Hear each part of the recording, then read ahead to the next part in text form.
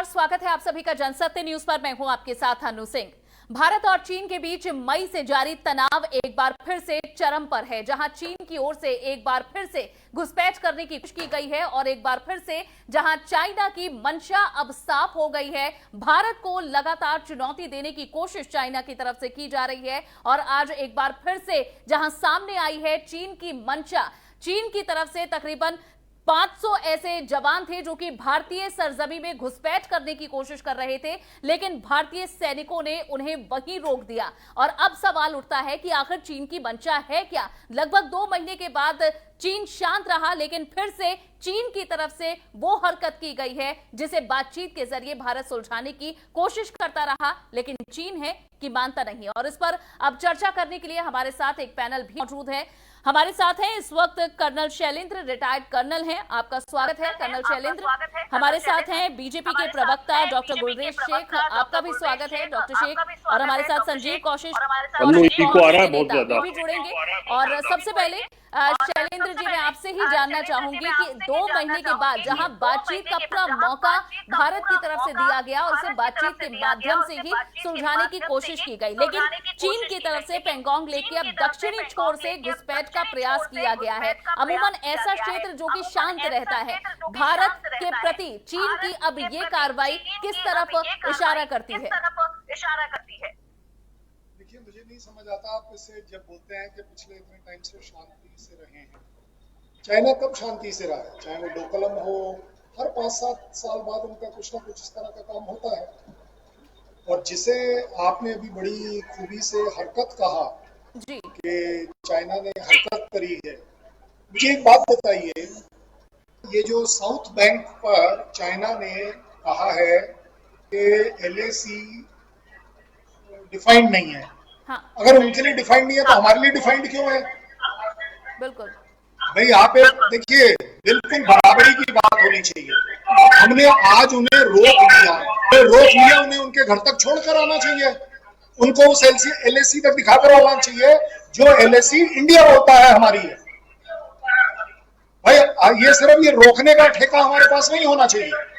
अब देखिए, अगर चाइना पैतरे बदल रहा है, चाइना अपनी बात जरूरी बात यहाँ कही है, बहुत महत्वपूर्ण बात, कि सिर्फ हमारा काम चाइना को रोकने का नहीं होना चाहिए। जहां पेट्रोलिंग पॉइंट 4 तक भारत पेट्रोलिंग करता है और 8 तक अपना दावा करता है, लेकिन 4 पर ही चाइना डटा हुआ है, अभी तक उसे खदेड़ा नहीं गया है।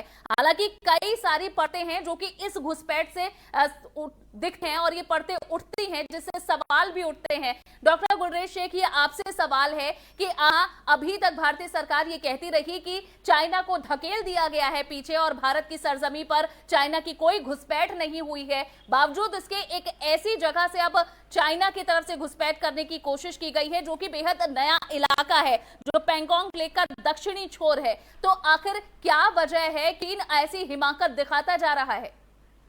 देखिए अनु, एक बात बड़ी स्पष्ट है कि इन्होंने घुसने की कोशिश की और हमने इनको खदेड़ा, इनको भगा दिया। लेकिन इससे एक संकेत तो साफ मिलता है कि चीन की नीयत में खोट है और चीन अच्छी प्लानिंग नहीं कर रहा, उसके मंसूबे खराब हैं और इसी के लिए हम तैयार हैं, हर तरह से तैयार हैं, चाहे एयरफोर्स हो, चाहे नेवी हो। यहां तक साउथ चाइना सी में भी हमने तैयारी कर रखी है कि जरूरत पड़ने पर कि इसको मलक्का स्ट्रेट तक भी परेशान हम करेंगे यदि ये हमारे ऊपर नजर आगे लेके आता है तो। और आप ये देखिए कि मुझे ऐसा लगता है अब कि इतनी जल्दी स्टैंड ऑफ खत्म भी नहीं होने वाला है, ये स्टेप लंबा जाएगा और कोई बड़ी बात नहीं है कि इसमें छोटी मोटी कोई झड़पें और भी हों और हो सकता है कि छोटी सी एक बैटल भी हो सकती है। लेकिन यदि चाइना ने बैटल करने का आप बड़ी बात कह रहे हैं कि एक बैटल, यानी कि एक क्या छोटा युद्ध हो सकता है, आप कह रहे हैं और भी घुसपैठ होती हैं। कर्नल शैलेंद्र, आप इस पर क्या कहेंगे? डॉक्टर गुलरेज शेख बीजेपी के प्रवक्ता कह रहे हैं कि एक छोटी एक मुठभेड़ हो सकती है, छोटा युद्ध भी हो सकता है, आप इस पर क्या कहेंगे? बात कंप्लीट नहीं हुई अन्नू मेरी, क्योंकि उसका मतलब अलग निकल जाता है चीजों का जब बीच में रोक देते हैं तो। जी ठीक है, मुझे कंप्लीट करने दे। हाँ, तो इसमें एक लिमिटेड बैटल भी हो सकती है यदि चाइना ने अपने तरीकों को मेंड नहीं किया तो। लेकिन अभी स्थिति जो ये है कि चाइना ने पूरे विश्व बिरादरी को अपना शत्रु बना दिया है। अभी थोड़ी देर पहले ही की बात है कि फिलीपींस ने थ्रेटन किया है चाइना को कि साउथ चाइना सी में आप जो कर रहे हो, हम वॉशिंगटन को बुला रहे हैं और अमेरिका को बुला रहे हैं। तो ये एक गठबंधन बनता जा रहा है। इसीलिए मैं कह रहा हूं कि चाइना ने यदि आगे हिमाकत की, और मैं ऐसी कोई बात नहीं कह रहा, जो बात हमारे सीडीएस ने कही कि फिर मिलिट्री ऑप्शंस भी टेबल पर है यदि चाइना अपने तरीकों को नहीं बदलता है, तो यही बात मैं भी कह रहा हूं कि हमारे पास सभी ऑप्शंस खुले हैं। लेकिन China will have a bloody nose यदि उसने अटैक करने की कोशिश की या जंग करने की कोशिश की। आपने कल फोटोग्राफ देखे होंगे, लगातार ये कहा जा रहा है सीडीएस के उस बयान का भी यहाँ हवाला दे रहे हैं। बीजेपी के प्रवक्ता कह रहे हैं कि हमारे पास सारे ऑप्शन खुले हुए हैं और जो जून में हुआ था उसके बाद से भारत की तरफ से भी तैनाती मजबूत की गई है और बॉर्डर को और ज्यादा सिक्योर किया गया है। बावजूद इसके चाइना की तरफ से ये हिमाकत और क्या कहती है? क्या ये वो खींच है, वो गुस्सा है जो कि साउथ चाइना सी में भारत की कार्रवाई के बाद अब दिख रहा है चाइना के भीतर? गुलरेज भाई, फौज हमेशा सरकार के साथ होती है। जो सरकार कहती है, जो सरकार समझाती है, हम उसे कर कर दिखाते हैं। मेरा सिर्फ मेरे अपने आप से, मेरे देश से सवाल है जी। ये जो हम बोल देते हैं हर बार कि चाइना की नीयत खराब है, तो भाई ये बताइए ना, नीयत ठीक कब थी? ये कब तक हम इवैल्यूएट करते रहेंगे कि नीयत खराब थी? कह रहे हैं हम तैयार हैं खदेड़ने के लिए। भाई साहब, ये खदेड़ने की तैयारी क्यों कर रहे हैं? क्यों नहीं हम? आप एक बात बताइए, अगर चाइना के पास कोई सुपर कंप्यूटर माइंड लगा हुआ है कि वो नॉर्थ वाले पेंगेंगसो में रहकर साउथ की तरफ नजर रख सकता है और हम उसे साउथ में नीचे नहीं ले जा सकते। देखिए, मेरा कहने का मतलब ये है कि विश्व में वो कितने भी दुश्मन बनाए और विश्व में हम कितने भी दोस्त बनाए, लड़ाई हमें अपनी लड़नी पड़ेगी। कोई आकर पेंगेंगसो में आपकी लड़ाई नहीं लड़ेगा। मैं आपको पहले बता दूं, जहां तक बात चल रही है लिमिटेड बैटल की, मैं सर आपसे बिल्कुल एग्री करता हूं कि लिमिटेड बैटल होगा, इंडिया जीत जाएगा वगैरह। तो मुझे आप एक बात बताइए, वो लिमिटेड बैटल मैं क्यों करूं? 3780 किलोमीटर के इलाके में अगर वो 3 जगह 4 जगह आ सकता है, क्या आपको लग रहा है बाकी किसी जगह हम नहीं जा सकते? तकलीफ सिर्फ ये हो रही है कि हमने अभी तक ये जो पंचशील की पॉलिसी अपना रखी है, हिंदी चीनी भाई भाई के हिस्ट्री में अगर हम रह रहे हैं कि हम कुछ नहीं करेंगे, उनको कुछ करने दो, उसे रोकेंगे, उसे खदेड़ेंगे, उसे सब कुछ करेंगे। मानिए मेरी बात, अगर आप जब तक उसे थ्रेटन नहीं, ऑफेंसिव की बजाय जो डिफेंसिव एक प्रणाली है, जो डिफेंसिव उसका कल्चर बना हुआ है, क्या चाइना इसका फायदा उठा रहा है? डॉक्टर गुलरेज, इसका जवाब दीजिए। और साथ ही ये भी बताइए, मैं आगे आपसे पूछूंगी कि कांग्रेस की तरफ से जो सवाल उठाया गया है कि आखिर कब पीएम की वो तीसरी लाल आंख दिखेगी? आखिर जो ये कहा जाता है कि जो भी हमारे देश की तरफ, हमारे जवानों की तरफ आंख उठा के देखेगा तो उसका माकूल जवाब दिया जाएगा। वो चाइना लागू क्यों नहीं होता? हमारे 20 जवानों की शहादत हुई, उसके बावजूद अभी भी चाइना ही ऑफेंसिव मोड में है। देखिए, with due respect to mister Shailendra and thousand of salutes to him because he is a brave heart of India, मैं उनकी बात को बिल्कुल इज्जत करता हूं और एज अ सोल्जर वे ठीक कर रहे हैं जब वो ऑफेंसिव बात कर रहे हैं, क्योंकि उनका माइंड मेकअप, उनका हार्ट मेकअप पूरी तरह से एक सोल्जर वाला है। और लेकिन यदि आप एक पॉलिटिशियन से बात करेंगे तो मैं ये कहूंगा कि हमको ऑफेंस भी एक साथ रखना है टेबल पर और साथ में डिप्लोमेसी भी रखनी है, हमको इकोनॉमिक्स भी साथ में रखनी है और जियोपॉलिटिक्स भी साथ में रखनी है। तो जब हम इन सब चीजों को देख के चलते हैं तो हम दूसरी पॉइंट्स पे खोलना मुश्किल नहीं है कि हम दूसरे 3-4 पॉइंट्स और खोल दे और वहां पे एग्रेशन कर दे। लेकिन उसके जो जियोपॉलिटिकल इंप्लीमेंटेशंस होंगे वे चाइना के हक में चले जाएंगे।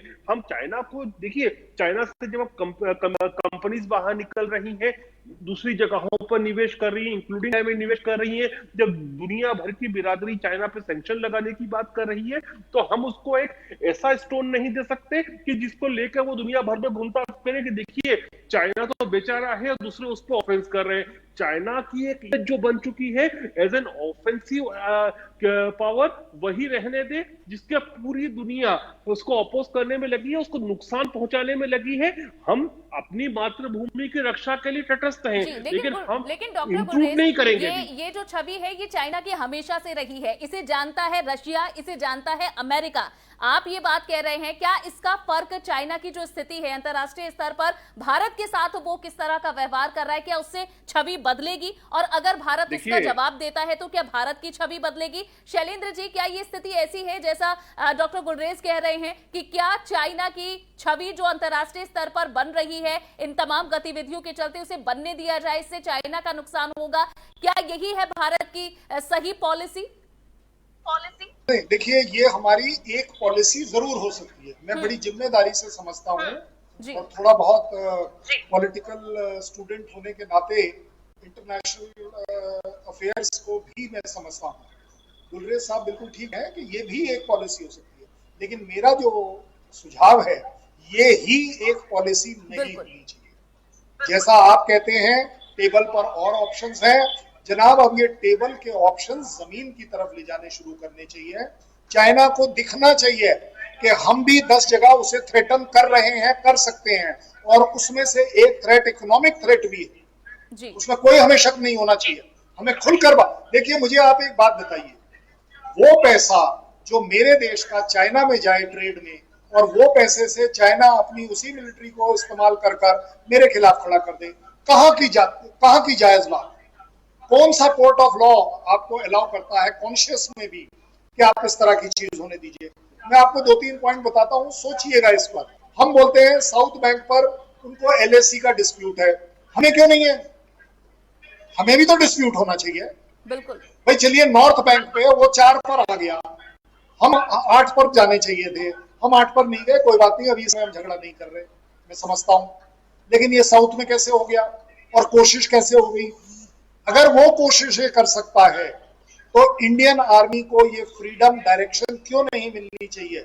और जबकि हम कहते हैं आजकल के हमारा पॉलिटिकल सेटअप इतना स्ट्रांग है, बिल्कुल सवाल यही है। तगड़े डिसीजन ले सकते। मैं इसी सवाल को बीजेपी के आरोप के साथ जोड़कर जरूर डॉक्टर गुलरेज के सामने रखना चाहूंगी। जो कांग्रेस की तरफ से सवाल उठाया गया, राहुल गांधी और तमाम उनकी पार्टी और बाकी विपक्षी पार्टियां उठाती रही हैं कि आखिर जो भारत की सरकार है उनकी स्थिति चाइना के सामने इतनी कमजोर क्यों नजर आ रही है, जिसका रेफरेंस कर्नल शैलेंद्र भी दे रहे हैं।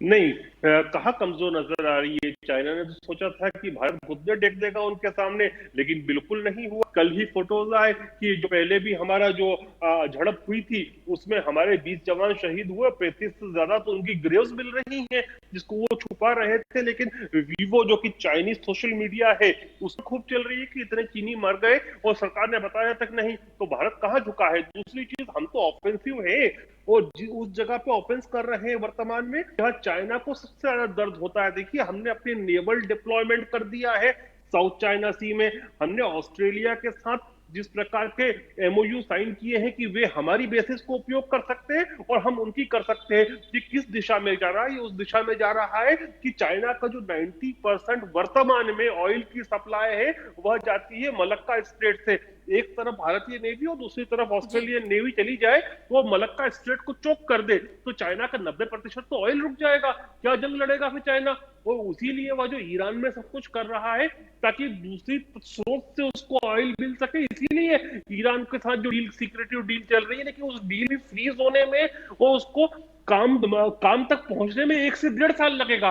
आज तो उसका पूरा हमने चोक करके बैठे हुए समय पड़ने पर हमने अपना नेवल डिप्लॉयमेंट कर दिया साउथ चाइना सी में। जी ठीक। कर्नल शैलेंद्र, जो बात डॉक्टर गुलरेज कह रहे हैं कि भारत बिल्कुल भी किसी भी तरह की कमजोर स्थिति में नहीं है, कैसे आप भारत की स्थिति को चाइना के सामने देख रहे हैं? और जहां एक तरफ ग्लोबल पावर और पूरे विश्व का नेतृत्व करने वाला भारत अपने आप को देखना चाहता है, क्या यही वो सही तरीका है, सही एक उदाहरण है जिससे भारत उस टारगेट को भी अचीव कर पाए?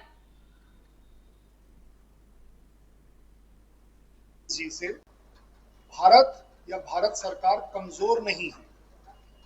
मैं कहीं नहीं बोल रहा कि कमजोर है, लेकिन मैं ये बोल रहा हूं कि जिस तरीके की सरकार हमारे पास इतने सालों में पहली बार आई है, जो अपने आप में ताकतवर है, बड़े डिसीजन ले सकती है। मैं कह रहा हूं सिर्फ कि ये जो हम खदेड़ देंगे, हम उनकी नियत करेंगे, हम 50 जगहों और कंट्रीज के साथ एग्रीमेंट करेंगे, ये जरूर करना है। हाँ। कोई मनाही नहीं, बिल्कुल अच्छी बात। लेकिन देखिए, हमने पाकिस्तान के साथ किया, हमने उनकी लैंग्वेज में अब उन्हें समझाना शुरू कर दिया। आप मारिए यहां, हम आपके पास आकर और ज्यादा मारें, कम हो गया। इसी तरह चाइना, हम इतने दिनों से देख रहे हैं कि वो अगर कोई जगह लेकर बैठता है और उसके बाद आज कल रात को वो हिमाकत करने की कोशिश करता है कि मैं एक और जगह ले लूं जी, तो इसका मतलब है कि चाइना को ये लैंग्वेज समझ आती है कि कोई अगर किसी की जगह ले लेता है तब आंखें खुलती हैं। 3700 किलोमीटर के इलाके में हमें एक जगह नहीं मिल पा रही कि जहां हम उसको इस तरह की तंगी दे पाए। क्यों नहीं दे सकते? आपका कहना है मलक्का स्ट्रेट, मलक्का स्ट्रेट अगर चाइना के लिए क्रिटिकल है, क्रूशियल है, उसे दिखना चाहिए कि हम उसे थ्रेटन कर सकते हैं और उस पर इंटरडिक्ट कर सकते हैं, तब जाकर उसको समझ आएगी। हम अगर ये कहें कि हम मलक्का स्टेट तक पहुंच सकते हैं, वो तो देखिए किसी की भी मिसाइल कहीं तक पहुंच जाए। बट बात है यहाँ जमीन की, जिसने जमीन के ऊपर पैर रख दिया, दूसरे देश को इमीडिएटली समझ आता है कि यहाँ गड़बड़ हो गई। जैसे इस समय हमें समझ आ रहा है, हमें हमारी ये दुखती रग है इस समय। देखिए, बिल्कुल फिक्र की बात नहीं है कि हम किसी तरह से कमजोर हैं, हम बिल्कुल कमजोर नहीं है, लेकिन ताकतवर होने के वो जो फ्री कैप होते हैं, वो फेदर्स हमें दिखाने पड़ेंगे। 4 जगहों को थ्रेटन कर जहां पर चाइना को दिखेगा कि ये तो सामने खड़े हैं, अगर चाहें ये अपनी क्लेम टेलो अगले 2 घंटे में ले लेंगे, तब जाकर चाइना को समझ आएगा। जी, क्या इसी भाषा में डॉक्टर गुरेज चाइना को जवाब नहीं दिया जा सकता? चाइना की जो इस वक्त स्थिति है, आप देखिए कि वो अपने सैनिकों को लेकर हथियारों के साथ घुसपैठ की कोशिश करता है और उसके बाद अपने फाइटर जेट भी उड़ाता है। बावजूद इसके आखिर तरह जवाब क्यों नहीं दे रहा चाइना को?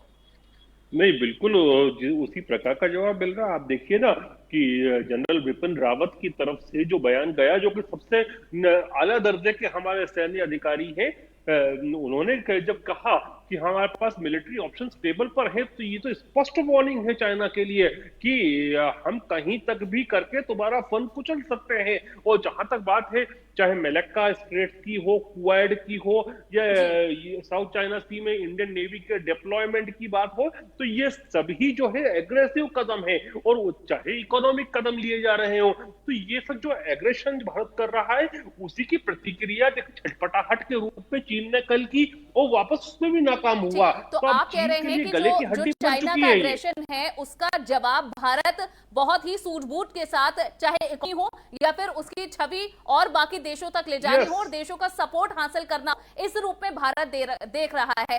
कर्नल शैलेंद्र, आप क्या देख रहे हैं? क्या यही सही तरीका और सही जवाब है जो कि उछलते चीन को शांत कर सकता है भारत की तरफ से? अभी आपने बड़ा एक अच्छे शब्द का इस्तेमाल कर लिया, उछलते चीन को। चीन क्यों उछल रहा है? चीन सिर्फ इसलिए उछल रहा है क्योंकि उसे दिख गया कि उसने भारत के एलएसी पर, उसकी क्लेम्ड एलएसी है, उसके ऊपर आकर वो बैठ गया, वो इसीलिए उछल रहा है। उसे जमीन पर लाना जरूरी है, ये भी आप मानेंगे। जमीन पे लाने का तरीका है, जो आदमी जमीन पर कब्जा करेगा वो ही दूसरे को समझा पाएगा कि उस्ताद जी मैं यहां बैठा हूं, अब आप बता दीजिए आपने क्या करना। इस समय चीन यही कर रहा है हमारे साथ, उसको उसकी ही लैंग्वेज में समझाना पड़ेगा। जहां तक बात आ रही है, अब आप देखिए साउथ वाली साइड जो है पेंगेंगसो की, हमने उन्हें पीछे धकेला। पीछे धकेलने का क्या तरीका था? उन्हें मारपीट करी? कुछ नहीं किया। हमने क्या किया कि जैसे ही देखा उनकी तरफ से मूवमेंट हो रही है, हमने उनकी मूवमेंट से ज्यादा तेज मूवमेंट करी और उन जगहों को ऑक्यूपाई कर लिया जो वो ले रहा था। उसे वापस होना पड़ गया। मैं कह रहा हूं, ये जो जब वो वापस हो रहा था, हमने 2 कदम और आगे बढ़ के 100 कदम आगे बढ़ के क्यों नहीं जगह ले ली? 500 कदम आगे की जगह क्यों नहीं ले रही? जब हम अपनी देखिए, वो अपनी क्लेम्ड एलएसी की तरफ आने की कोशिश कर रहा था, हमने रोक दिया। भाई हम क्यों नहीं कोशिश कर रहे कि जो हमारी क्लेम्ड एलएसी है, हम जायज बात कर रहे हैं जो चीन भी कर रहा है। चीन कहता है भाई हमने एलएसी क्रॉस करी नहीं। वो कौन सी एलएसी क्रॉस नहीं करी? वो वाली एलओसी क्रॉस नहीं करी जो उसके हिसाब से एलएसी है, इंडिया के हिसाब से नहीं है। बड़ा सिंपल तरीका है भाई, जो गलतफहमी आपको है वो हमें भी है। हम भी अपनी एलएसी पर जाकर बैठ रहे हैं, हम भी पीस और ट्रैंक्विलिटी को मान रहे हैं। आप किसी समझौते को नहीं मानते, हम तो सारे समझौते मान रहे हैं। हम अपनी एलएसी पर आकर बैठे। मुझे बता दीजिए, वो जो उछलता चीन है वो जमीन पर क्यों ना लाया जाए? कब तक उछलने देंगे आप उसको? आप मुझे बताइए, आप कितने राफेल उड़ा लीजिए, एक सवाल है कि हर कोई इस वक्त सरकार से पूछ रहा है और बीजेपी के प्रवक्ता डॉक्टर गुलरेज शेख इसका जवाब शायद हमें और पूरे देश की जनता को दे पाए कि आखिर जो सवाल शैलेंद्र जी उठा रहे हैं इसका जवाब कब और कैसे भारत देगा, क्योंकि पिछले 2 महीने से बातचीत चल रही है, बातचीत का असर कुछ नहीं हुआ। अभी भी उन क्षेत्रों में चाइना की जो सेना है वो डटी हुई है जहां भारत अपना दावा करता है। तो क्या बातचीत और राजनयिक बातचीत से ही हल निकलेगा? क्या यही सही तरीका है? देखिए, मैं पॉलिटिकल साइंस और डिप्लोमेसी का छात्र हूं, तो आप मुझसे ये पूछेंगे तो कि हम आगे क्यों नहीं बढ़े, तो मैं ये कहूंगा वर्तमान परिस्थितियों में, मैं शब्द का आप ध्यान से सुने, वर्तमान परिस्थिति में यदि हम आगे बढ़ते हैं तो हम एक तरह से चीन का जो कर्तृत्व है, जो गलत कर्तृत्व है, उसको हम सही साबित करें।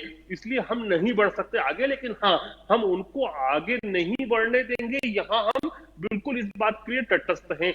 जहां तक बात है चीन क्यों उछल रहा है, देखिए, चीन की आर्मी हमसे कम है, चीन की एयरफोर्स कोई बहुत स्ट्रांग एयरफोर्स नहीं है, उसकी नेवी जरूर स्ट्रांग है, लेकिन नेवी को काउंटर तो बहुत सारे कंट्रीज की नेवी मिलकर कर रही है, तो कोई बड़ी बात नहीं बनती वहां पर भी।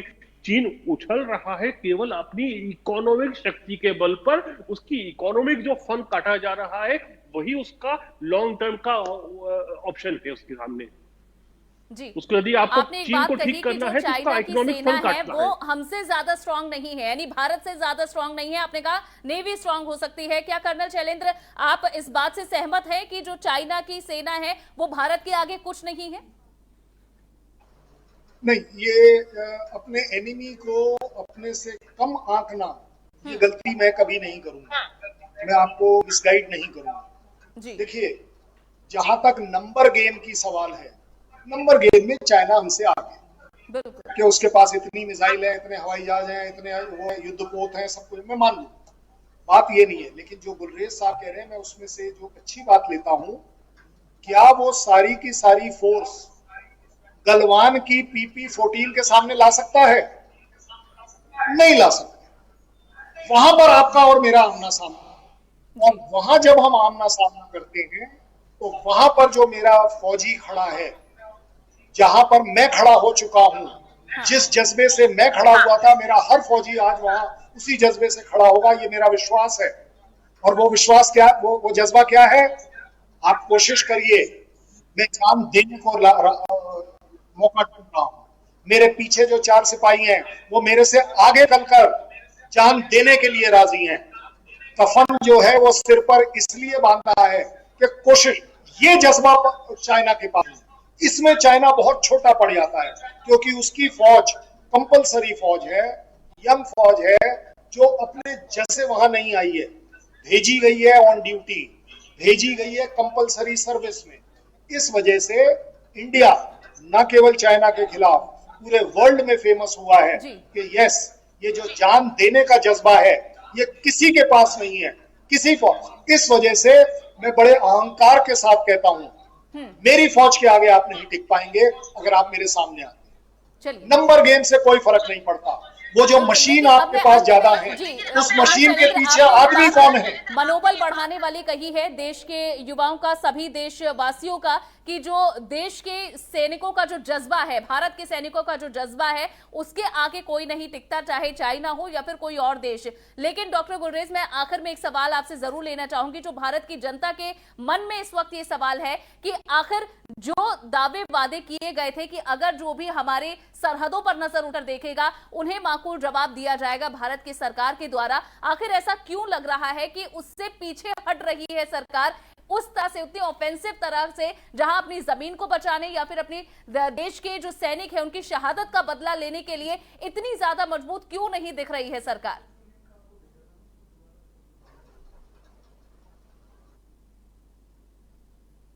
जी डॉक्टर गुलरेज,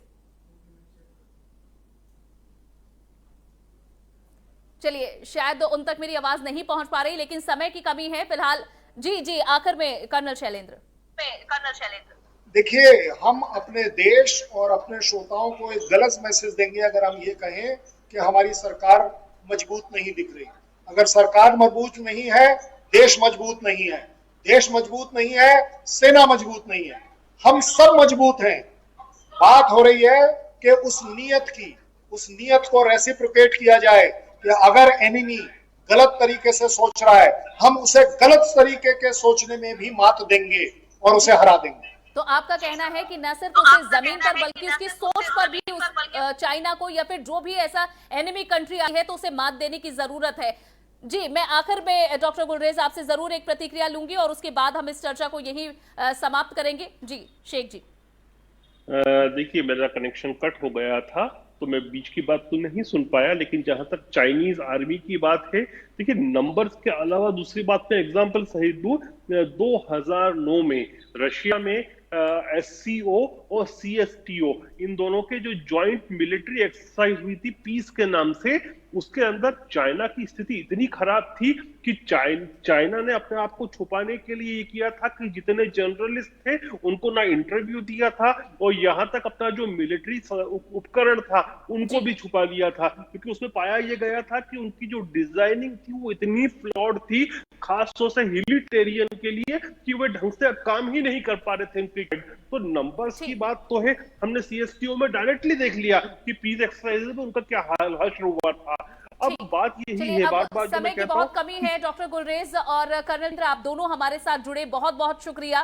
तो एक बड़ी ये समस्या रही है, लेकिन भारत इसके लिए बहुत ज्यादा सक्षम है और आगे इसका जवाब दिया जाता रहेगा। इस चर्चा में इतना ही। पसंद आई हो तो लाइक और शेयर जरूर करें। फिलहाल के लिए बस इतना ही। नमस्कार।